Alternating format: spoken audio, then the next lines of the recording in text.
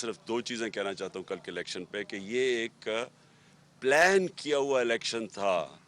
जो election commission ने, जो ऑडियो लीक्स में ये सारी चीज़ें सामने आई थी कि इलेक्शन कमीशन ने नून लीग के साथ और इनके साथ मिलके फैसला किया था कि जो हमारे हल्के कमज़ोर थे, जिधर वो समझते थे कि इनका कंबाइंड वोट बैंक हमारे से दुगना है, ये उन हल्कों के ऊपर उन्होंने इलेक्शन करवाया था। तो ये चुने थे, हालांकि हमने तो सारों ने रिज़ाइन किया हुआ है, तो असूलन तो सबको सारे हल्कों में इलेक्शन होना चाहिए था, लेकिन उन्होंने प्लान करके उन हल्कों पे करवाया जिन पे ये समझते थे कि हम सबसे कमज़ोर हैं, और फिर इन्होंने मिल के इलेक्शन लड़ा। ये ज़रूरी ये है कि पहले तो जो पिछला 2018 का इलेक्शन था तो इन पे तो हर पार्टी का कैंडिडेट था, इस बार इन्होंने जॉइंट कैंडिडेट खड़ा किया, और फिर जिस तरह ये इलेक्शन करवाया गया, यानी डेट्स चेंज होती गई, हम तैयारी करते थे फिर वो डेट चेंज हो जाती थी, फिर पता चला पिछले संडे जी वो अब कराना नहीं चाहते कि जी पुलिस नहीं है। अच्छा, पहले फ्लड का कह दिया, हालांकि फ्लड आया ही नहीं था इन इलाकों में जिधर इलेक्शंस हो रहे हैं, और उसके बाद फिर ये कहा कि जी हमारे पास पुलिस नहीं है। तो खैर वो मोमेंटम जो बनाना था कि जो आप कैंपेन करते हैं वो बना भी नहीं। उसके बावजूद मैं इसलिए अपनी कौम का, अपने वोटर्स का, अपने सपोर्टर्स का, मैं उन सब का शुक्रिया अदा करता हूँ कि जिस तरह उन्होंने इस बाई इलेक्शंस के अंदर हिस्सा लिया और इनके कंबाइंड कैंडिडेट्स को शिकस्त दी। और जो एक इलेक्शन मेरा जो हारा है कराची का, हमारे पास सारी एविडेंस है, और पीपल्स पार्टी ने खुल के धांधली की वहाँ, जो पीपल्स पार्टी हमेशा सिंध में करती है। मैं ये भी बता दूं कि सिंध का जो इलेक्शन कमिश्नर है वो सिंध गवर्नमेंट के पेरोल पे था। इसके ऊपर हमने सुप्रीम जुडिशल काउंसिल में गए हुए हैं, और मुझे अफसोस से कहना पड़ता है कि इसका केस सुना नहीं जा रहा। ये हो ही नहीं सकता, ये गैर जानबदार कैसे होगा कि अगर वो सिंध गवर्नमेंट के पेरोल पे है। और हमें ये पता है कि चीफ इलेक्शन कमिश्नर, वो ऑडियो लीक्स में ये भी आ गया कि ये नून लीग का ख़ास आदमी है, ये जो सिकंदर सुल्तान है, और हमें कोई इनके ऊपर एतमाद नहीं है। और ये जिस तरह सिंध का लोकल गवर्नमेंट इलेक्शंस हुए, 15% कैंडिडेट्स खड़े ही नहीं हुए, उनको डरा धमका के पुलिस का इस्तेमाल FIRs करके नहीं किया। तो ये जो हुआ है, मैं अब डिमांड करता हूँ इलेक्शन कमिश्नर से कि आपने डस्का का इलेक्शन, क्योंकि वहाँ कोई 22 पोलिंग स्टेशंस के ऊपर RO ने कहा था कि ठीक नहीं हुआ, तो आपने सारा 400 पोलिंग स्टेशंस थे री इलेक्शन करवा दिया था। जो कराची में हुआ इसके ऊपर री इलेक्शन करवाना चाहिए। अब मेरी दूसरी चीज़ जो इसके ऊपर मैं बात करना चाहता हूँ कि देखें, ये इलेक्शन नहीं था। मैं बार बार पहले भी कह रहा था कि ये इलेक्शन, ये रेफरेंडम है। रेफरेंडम क्यों है? क्योंकि वोटर्स को पता था कि हमने असेंबली में नहीं बैठना। इससे पहले एक KP में इलेक्शन हुआ था, कुरम में मेरे ख्याल में हुआ था, मलाकंड में नहीं, हंगू में हुआ था। हंगू में इलेक्शन हुआ, हमारे कैंडिडेट वफात पा गए। उधर भी वो कह के कैंडिडेट लड़ा था कि मैं असेंबली में नहीं बैठूंगा, और फिर वो जीता हमारा कैंडिडेट। फिर इस बारी हमने, सबको पता कि हमने इलेक्शन में नेशनल असेंबली में नहीं बैठना, तो पता था कि हम उनकी गलियां सड़कें वगैरह नहीं ठीक कर सकते। उसके बावजूद लोगों ने जिस तरह आके हमें वोट दिया है, इससे ये साबित क्या होता है कि कौम इस वक्त इलेक्शंस जा रही है। कौम इस असेंबली को नहीं मानती, कौम इस इम्पोर्टेड गवर्नमेंट को नहीं मानती। ये रेफरेंडम ये है कि पाकिस्तान, ये जो इम्पोर्टेड हुकूमत एक साजिश के तहत हमारे ऊपर मुसल्लत की गई, जो कि बाहर के डिक्टेशन के ऊपर चलती है, जो कि पाकिस्तान की खुददारी, हमारी खुद मुख्तारी, उसको कॉम्प्रोमाइज़ करके बैठी हुई है, जिसके लीडर्स 30 साल से चोरी कर रहे हैं, इनका पैसा मुल्क से बाहर पड़ा हुआ है, जिनके इंटरेस्ट ही पाकिस्तान में नहीं है, जो कि जब मौका मिलता है तो यहाँ से थोड़ा मसला आता है तो बाहर भाग जाते हैं, NRO लेके वापस आ जाते हैं। कौम ने इनको रिजेक्ट किया हुआ है, और ये बार बार सामने आ रहा है। हमारा जो पंजाब का बाई इलेक्शंस हुए 17 जुलाई को, उसमें भी ये रिजेक्ट हुए। اور اس کے علاوہ بھی جو کراچی میں بائی الیکشن اور اس کے بعد جو ملاکنڈ میں ہوا، سب میں ریجیکٹ ہوا یہ. اور جو کل ورڈکٹ ہے، جو بھی اس ملک میں قوتیں ہیں جو اس ملک کا سوچ رہی ہیں، یہ لوگ تو ملک کا نہیں سوچ رہے، کیونکہ ان کے پاس ان کا تو سٹیک، میں ریپیٹ کرتا ہوں، جن لوگوں کے اربوں ڈالر ملک سے باہر پڑے ہوں، ان کو کیا فرق پڑے گا کہ پاکستان نیچے جا رہا ہے، روپیہ نیچے جا رہا ہے، معیشت نیچے جا رہی ہے، مہنگائی بڑھ رہی ہے. ان کا تو ایشو ہی نہیں ہے. ایشو تو پاکستانیوں کا ہے، جو کہ یہاں جن کا جینا مرنا ہے. اور ایشو ان اداروں کا ہے جن کا سٹیک پاکستان میں ہے. تو وہ کیا یہ دیکھ نہیں رہی کہ یہ کیا ہو رہا ہے ملک کے ساتھ؟ کہ یہ ایک لوگ آتے ہیں، اربوں اربوں روپے کی ان کی چوریاں، ان کی کرپشن کیسز. میں 3.5 سال کہتا گیا کہ یہ میرے سے ایک ہی چیز مانگ رہے ہیں، NRO، اور میں نہیں دوں گا ان کو. میں 3.5 سال کہتا گیا. پہلا دن اسمبلی میں انہوں نے جب تقریر نہیں کرنے دی، میں نے کہا کہ یہ مجھے بلیک میل کر رہے ہیں NRO کے لیے. اور مجھے افسوس سے کہنا پڑتا ہے کہ ان کے پہلے جنرل مشرف نے اس ملک کو سب سے زیادہ نقصان پہنچایا ان کو NRO دے کے. 10 سال میں پاکستان، یا ان کے جو 10 سال تھے، 4 گنا زیادہ پاکستان کا قرضہ بڑھا، ملک کو بینکرپٹ چھوڑ کے چلے گئے اور باہر بھاگ گئے. اور پھر جب ملک اٹھ رہا تھا، پھر ان کو اوپر مسلط کر دیے گئے اور پھر NRO دلوایا ان کو. اور ساری قوم تماشا دیکھ رہی ہے کہ یہ یہاں صرف چھوٹا چور پکڑا جاتا ہے، یہ بڑے بڑے ڈاکوؤں کے لیے کوئی اور قانون ہے، ان کو کوئی ہمارا انصاف کا نظام نہیں پکڑ سکتا. یہ جب مشکل پڑے گی باہر بھاگ جائیں گے. اور ایسے باہر بیٹھے ہوئے ہیں بڑے بڑے محلات میں، جس طرح کہ ان کی پتہ نہیں کوئی باہر کون سی بزنسز تھی، سارا پیسہ چوری کر کے باہر لے کے گئے ہیں. تو قوم نے ریفرینڈم دے دیا ہے، قوم نے واضح بتا دیا ہے، ان لوگوں کو ریجیکٹ کر چکی ہے قوم. تو لہٰذا میں یہ آج سارے پاکستان کے اداروں کو کہنا چاہتا ہوں کہ جتنی دیر آپ ان کو بیٹھنے دیں گے، جتنی دیر یہ ہمارے اوپر مسلط رہیں گے، ہمارا ملک نیچے جا رہا ہے. ہمیں کہا جی عمران خان نے آئسولیٹ کر دیا پاکستان کو، عمران خان کی فورن پالیسی اتنی بری تھی کہ اب ہم آئسولیٹ ہو گئے ہیں. میں جب امریکہ گیا تھا، جس طرح ڈونلڈ ٹرمپ نے ہمارا استقبال کیا، جس طرح مجھے اس نے رسپیکٹ دی اور میری ڈیلیگیشن کی، سب سے پوچھ لیں. جنرل باجوہ گئے تھے تب، ان سے پوچھیں، کسی سے پوچھیں کہ کبھی کسی پاکستان کے پرائم منسٹر کو اس طرح کی عزت دی ہے. اور جب ٹرمپ نے اس سے میرے جانے سے پہلے جب اس نے پاکستان کی تنقید کی کہ جی اس افغانستان میں ہمارا ڈبل رول تھا، میری ٹویٹ ابھی بھی پڑھ لیں کہ میں نے اس کو کیا جواب دیا. تو اس کو پتا تھا، یعنی اس کو سخت جواب بھی دیا. اس کے باوجود وہ عزت ان کے لوگوں کی کرتے ہیں جو اپنے ملک کی مفادات کی حفاظت کرتے ہیں، نیشنلسٹ ہوتے ہیں، جو اپنی ذات کے لیے نہیں. یہ تو ان کو سب کو پتا ہے کہ ان کے پیسے باہر چوری کے پڑے ہوئے ہیں، تو ان کی تو کوئی عزت ہی نہیں کرتا. اور جو بائیڈن کے ریمارکس ہیں، مجھے یہ بتائیں کہ انہوں نے پتہ نہیں کروڑوں روپیہ ہمارا ڈالرز میں خرچ کیا، جا کے بڑے بڑے ہوٹلوں میں ٹھہر کے، وہاں جا کے ٹی وی شو کے اوپر منتیں کر رہے شہباز شریف جی ہمیں پیسے دے دو، ہمیں ضرورت ہے، ہم پیسے اپنے قرضے نہیں واپس کر سکتے. بلاول بھٹو چاروں طرف پھر رہا ہے، وہ کبھی پاکستان کبھی آتا نہیں. سندھ کا برا حال ہے، وہ ساری دنیا کے چکر لگا رہا ہے. تو کیا فائدہ ہوا اس ڈپلومیسی کا کہ جب اس نے پہلے تو ہمیں، یعنی جو ملک ان کو مخالف سمجھتے ہیں، چائنا اور رشیا، اس کے ساتھ پاکستان کو بریکٹ کر دیا. کدھر گئی آپ کی ڈپلومیسی؟ اور پھر جو خطرناک بات اس نے کی ہے، اس نے یہ کہا کہ پاکستان دنیا کی خطرناک جگہ ہے، اور اس کے ساتھ نیوکلیر پروگرام کی بات کر دی. اب یہ ایک پرانا پاکستان کے خلاف پروپیگنڈا چل رہا ہے.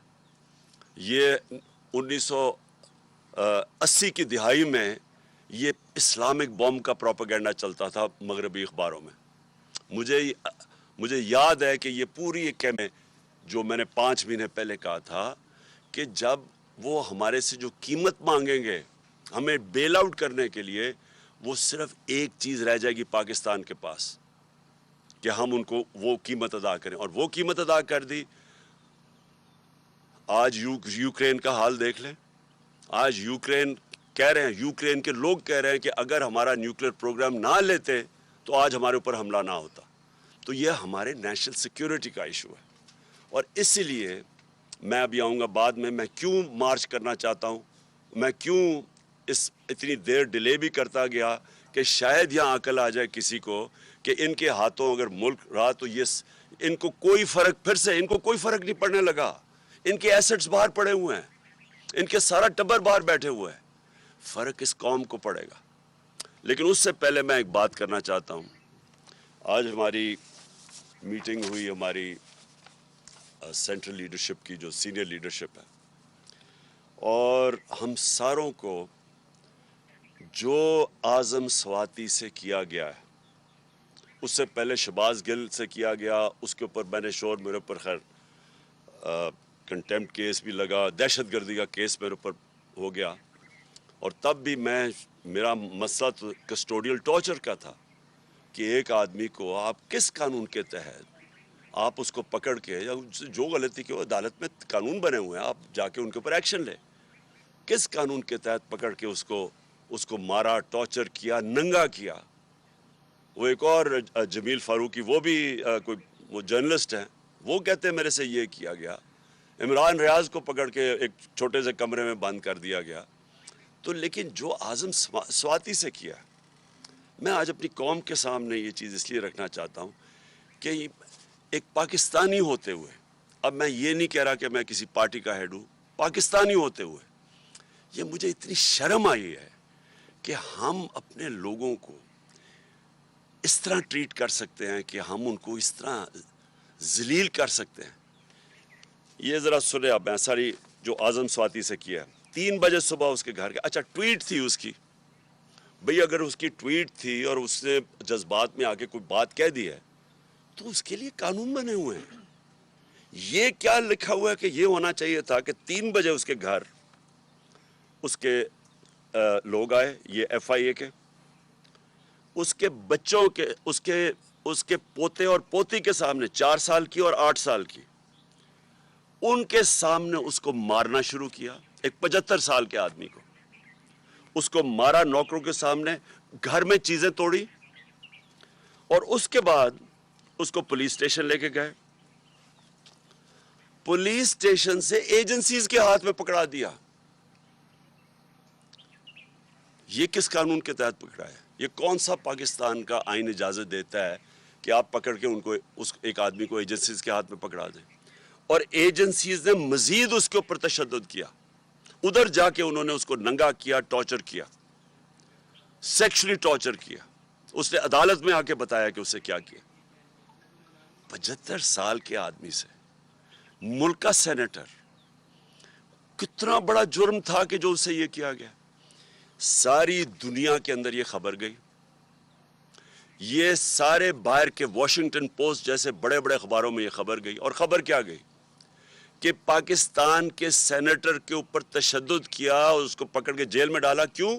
کیونکہ اس نے آرمی چیف کی تنقید کر دی. آپ دنیا, جمہوریت کے اندر یہ کوئی آرمی چیف کی تنقید کرنے پہ یہ ہوتا ہے؟ کیا یہ سزا ملتی ہے؟ سو دنیا کے اندر یہ شوق ہے, لوگ حیرت میں ہیں کہ یہ کیا ہوا ہے. سارے باہر کے اخباروں, میں نے پوری کٹنگ ہے جو باہر کے اخباروں کے اندر یہ چیزیں پبلش ہوئی ہیں, یہ ساری جگہ یہ خبر پبلش ہوئی ہے. اس سے سب سے بڑی بدنامی پاکستان اور اس کی جمہوریت کی, کہ کسی جمہوریت میں تصور نہیں کوئی کر سکتا. اس کے بعد پاکستانی فوج کی اور پاکستان کے آرمی چیف کی, یہ ان کی بدنامی ہوئی کہ یہ اس کا مطلب کہ فوج آؤٹ آف کنٹرول ہے, فوج, آرمی چیف, یہ اس کا مطلب کہ کوئی قانون کے اوپر ہے, وہ کچھ بھی کر سکتے ہیں ملک میں. کیا پاکستان بنانا ریپبلک ہے؟ اور کیا ایک آئین ہمیں انسان کو ڈگنیٹی نہیں دیتا؟ کہ آئین ہماری عزت کو پروٹیکٹ نہیں کرتا کہ اس طرح انسان سے کیا جائے؟ اور ہم نے آج فیصلہ کیا کیا؟ ہم نے یہ فیصلہ کیا, سب سے پہلے تو میں سپریم کورٹ سے, جن کا کام ہے انسانوں کے فنڈامنٹل رائٹس کی حفاظت کرنا, میں ان سے کہتا ہوں کہ پہلے تو آپ کو, جب وہ شہباز گل بتا رہا تھا اور پھر وہ جمیل فاروقی بتا رہا تھا کہ ان کو ننگا کیا گیا, ان کے اوپر آپ کو ایکشن نہیں لینا چاہیے تھا؟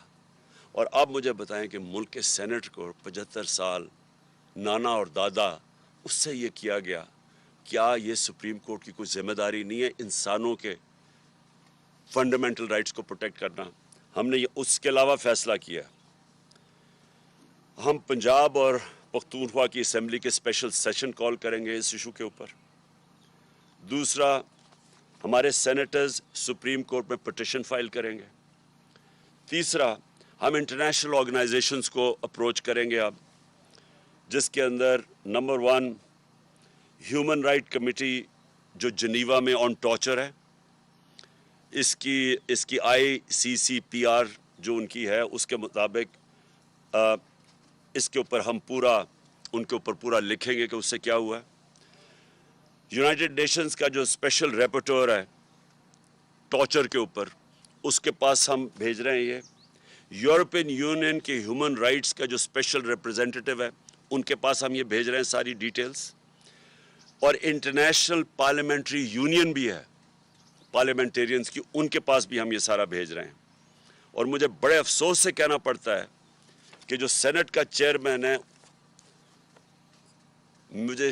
مجھے افسوس سے کہنا پڑتا ہے کہ اس نے پروڈکشن آرڈر نہیں کیے۔ کس کے ڈر سے؟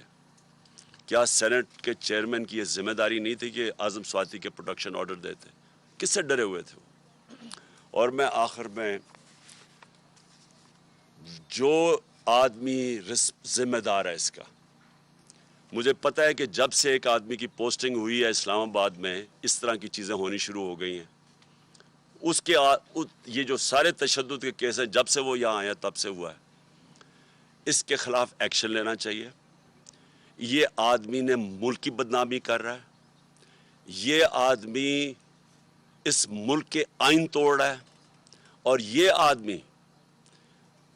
آدمی اداروں کو بدنام کر رہا ہے، یہ آدمی اداروں کے خلاف نفرتیں پیدا کر رہا ہے۔ اور اس نے اگر آرمی چیف کو خوش کرنے کی کوشش کی ہے، اور مجھے پورا یقین ہے یہ آرمی چیف کو نہیں پتا ہوگا کہ یہ جو ہوا ہے، اس نے نقصان پہنچایا ہے۔ اور میں آج ڈیمانڈ کرتا ہوں کہ اس کے اوپر ایکشن لیا جائے، کیونکہ جب سے یہ آیا ہے کبھی کسی کو سوشل میڈیا کے لوگوں کو پکڑ کے دھمکیاں دے کو اٹھا کے لے جاتے ہیں، جو عمران ریاض سے ہوا، جو یہ ارشد شریف سے ہوا، جرنلسٹ کے پیچھے پڑے ہوئے ہیں۔ اور ہمارے یہ جو 2 کیسز ہوئے ہیں، ایک پروفیسر تھا جو شہباز گل، وہ کوئی دہشت گرد نہیں تھا، کوئی کرمنل نہیں تھا، وہ ایک پروفیسر تھا، اس سے یہ کیا ہے، اس سے پکڑ کے جو اس کے حالات جو دیکھے، اور اب ایک سینیٹر سے یہ کیا ہے۔ اس کے اوپر فوری طور پہ میں ڈیمانڈ کرتا ہوں ایکشن لیں، کیونکہ یہ بدنام کر رہا ہے، یہ ملک کو نقصان پہنچا رہا ہے یہ انسان، اور اس سے فائدہ کچھ نہیں ہو رہا۔ یہ نہ سمجھے کہ اس سے کوئی اداروں کی عزت کرے گا، اس سے اداروں کے خلاف نفرت بڑھ رہی ہے۔ اب آخر میں لانگ مارچ کے اوپر آتا ہوں۔ دیکھیں، میں نے پوری انتظار، یعنی 25 مئی کے بعد، 25 مئی میں ہم نے کوشش کی کہ پرامن ایک پریشر ڈالے جائیں، جو کہ گورنمنٹ کا، جو اپوزیشن پولیٹیکل پارٹیز کا کام ہے، کہ ہم آئین کے اندر رہتے ہوئے ایک پریشر ڈالیں کہ ایک ایسا سیٹ اپ لے آئے ہیں جو کہ ساری نظر آ رہا تھا کہ پبلک اس کو ایکسیپٹ ہی نہیں کر رہی۔ کبھی پاکستان میں خود اس طرح پبلک نکلی نہیں، کبھی ایسے نہیں ہوا۔ تو جب پبلک نہیں ایکسیپٹ کر رہی، اور انہوں نے وہاں سندھ ہاؤس میں منڈی لگی ہوئی ہے کہ آپ نے قیمتیں لگا کے لوگوں کے ضمیر خرید کے لوٹے بنا کے تو آپ نے اسمبلی گرائی ہے، اور پھر واضح اب تو سب کو پتہ چل گیا نا سائفر کا، کیونکہ میں ان کا شکریہ ادا کرنا چاہتا ہوں ان کا یہ جو آڈیو لیکس میں، کہ اب ساروں کو پتہ چل گیا، پہلے تو کہتے تھے سائفر ہے ہی نہیں، اب سب کو پتہ چل گیا کہ سائفر ہے۔ تو یہ بیرونی پریشر، انہوں نے دھمکی ملی تھی کہ جناب عمران خان کو ہٹاؤ اور شہباز شریف کو لے آؤ، کیونکہ عمران خان کو ہٹانے میں تو شہباز شریف نہیں آنا تھا۔ تو یہ تو سارا واضح ہو گیا کہ پبلک نے یہ نہیں ایکسیپٹ کیا، اور پبلک کو خاص پھر اوپر سے معیشت نیچے لے گئے، مہنگائی اسپانوں پہ چلی گئی۔ مہنگائی کم کرنے آئے تھے، 50 سال میں سب سے زیادہ مہنگائی ہے آج پاکستان میں۔ تو انڈسٹری بند ہو رہی ہے، ایکسپورٹس نیچے جا رہی ہیں, ریمیٹنسز نیچے جا رہی ہیں, اور صرف ایک ہی اب سلوشن ہے کہ اس طرح ان کو کوئی قرضے دے دے یا قرضے معاف کروا دے. دیکھیں, اس ملک کی ضرورت صرف ایک اس وقت ہے, صاف اور شفاف الیکشن. یہ ملک جس طرف یہ لے کے جا رہے ہیں تیزی سے نیچے, یہ صرف اب ایک طرح ہی نکل سکتا ہے, صاف اور شفاف الیکشن جو پولیٹیکل سٹیبلٹی لے کے آئے. جب تک سیاسی استحکامات نہیں ہوگی, استحکام نہیں آئے گا سیاسی طور پہ, معیشت نہیں ٹھیک ہونے لگی, کیونکہ معیشت تو نیچے جا رہی ہے. وہ دار کو لے کے آئے ہیں جو کہ خود ایک بہت بڑا مجرم ہے, جس نے سٹیٹمنٹ دی ہوئی ہے منی لانڈرنگ کی, کہ میں جو 2000 کے اندر اس نے میجسٹریٹ کے سامنے سٹیٹمنٹ دیا, وہ جو ہدایبہ پیپر مل کا کیس تھا, کہ میں شریف خاندان کے لیے منی لانڈرنگ کرتا تھا. فلم بنی ہوئی ہے اس کے اوپر بی بی سی کی, کہ کیسے وہ قاضی فیملی لنڈن میں بیٹھی تھی, یہاں سے پیسے بھجواتا تھا, پھر ان کو لانڈر کر کے پاکستان لے کے آتا تھا. یہ ملک کو نہیں سنبھال سکتا ہے, ان کے پاس اب کوئی راستہ نہیں ہے. صرف مسئلہ اب یہ ہے کہ ڈرے ہوئے ہیں الیکشن سے اپنے, کیونکہ الیکشن سے ڈرے ہوئے ہیں. رزلٹ آپ کے سامنے ہے, ساروں نے مل کے بھی الیکشن لڑ گیا, اس کے باوجود یہ نہیں جیت سکتے. تو کیونکہ الیکشن سے ڈرے ہوئے ہیں, یہ ملک کو تباہی کی طرف دھکیلتے جائیں گے, الیکشن نہیں کروائیں گے. اس لیے اس وقت میں ان کو آج پھر وقت دے رہا ہوں. یہ میری مارچ اکتوبر سے آگے نہیں جانے لگی. یہ اب سے لے کے اکتوبر میں کسی ٹائم اناؤنس کروں گا. میں ان کو ٹائم دے رہا ہوں کہ ابھی بھی آپ کے پاس وقت ہے. ملک کی خاطر اپنے آپ کو بچاتے بچاتے ملک کو تباہ نہ کریں. اور میں ابھی بھی کہتا ہوں کہ یہ ہے ٹائم آپ کے لیے الیکشن اناؤنس کرنے کا. اگر آپ نہیں کریں گے, یہ میں مارچ کروں گا. مارچ کی میری تقریباً تیاری مکمل ہے, اور میں آج اپنی قوم کے سامنے انشاءاللہ ایمان تو اللہ پہ ہے میرا, کامیابی تو وہ دیتا ہے, پاکستان کی تاریخ میں اس طرح پبلک نہیں نکلے گی جو اس مارچ پہ نکلے گی. میں ٹائم دے رہا ہوں, آپ کے پاس ہے, چند دن ہیں, اور اس کے بعد میں یہ اناؤنس کر دوں گا. ایک دفعہ مارچ ہو گئی اور ایک دفعہ پبلک جب سڑکوں پہ نکلاتی ہے, یہ یاد رکھیں کہ اب تک ہماری ساری 6 مہینے کی سٹرگل آپ دیکھ لیں, آئین کے بیچ میں رہ کے کیے. ہم نے جلسے کیے ہیں, پبلک دکھا دیا کہ پبلک کدھر کھڑی ہے. جلسوں میں کبھی اتنے بڑے جلسے نہیں ہوئے. ہم نے یہ بھی دکھا دیا کہ جب الیکشن آیا 17 جولائی کا, تب بھی کہ پبلک کدھر کھڑی ہے. اب پھر الیکشن میں, بائی الیکشن جو بھی بیچ میں, سب کو پتہ پبلک کدھر کھڑی ہے. اور یہ مارچ میں پتہ چل جائے گا کہ پبلک کدھر کھڑی ہے. ایک چیز آخری میں میری بات, کہ دیکھیں سری لنکا میں کیا ہوا. سری لنکا میں پبلک جب خود آ جاتی ہے سڑکوں کے اوپر, اور وہ صرف 2.5 کروڑ لوگوں کا ملک ہے, یہاں ہے 22 کروڑ لوگوں کا ملک, اور یہاں ایک دفعہ پبلک سڑکوں پہ آ گئی, یہاں کوئی کسی کے پاس طریقہ نہیں ہے کہ اس کے بعد کیوس کو کون روکے گا. اور ابھی تک سڑکوں پہ کیوں نہیں آئی؟ جو انہوں نے خاص طور پہ یہ جو 5 مہینے میں انہوں نے جو مہنگائی کی ہے 50 سال میں سب سے زیادہ, جو بجلی کے بل, ساری چیزیں جو مہنگی ہوئی ہیں اور انڈسٹری بند ہو رہی, اس لیے سڑکوں پہ نہیں آئی, کیونکہ ایک پولیٹیکل پارٹی ان کو منظم طریقے سے احتجاج میں لے کے جاتی ہے اور واپس لے آتی ہے. لیکن ایک دفعہ جب ہم مارچ اناؤنس کر دیں گے اور اس وقت پبلک سڑکوں پہ اوپر آ جائے گی, تو یہ پھر یہ یاد رکھنا کہ وہ اور جس طرح کی پبلک نکلے گی, وہ پھر اس کا کوئی گارنٹی نہیں کر سکتا کہ جب اتنی پبلک اور جتنی تعداد میں انشاءاللہ پبلک نکلے گی تو اس کا پھر کیا نتیجہ آئے گا. تو میں اس لیے آخر میں جو ہر کوئی جو پاکستان میں اس کے اوپر کچھ کر سکتا ہے, وہ ان ساروں کو اور ان پولیٹیکل پارٹیز کو بھی کہنا چاہتا ہوں کہ دیکھیں آپ کے پاس ٹائم اب زیادہ نہیں ہے. ہم یہ اکتوبر کے آگے نہیں جانے لگے, ہم نے فیصلہ کر چکے ہیں. ہماری تیاری جس طرح میں نے کہا تقریباً مکمل ہے, اور میں یہ کسی وقت بھی چند دنوں کے بعد میں یہ اناؤنس کر دوں گا.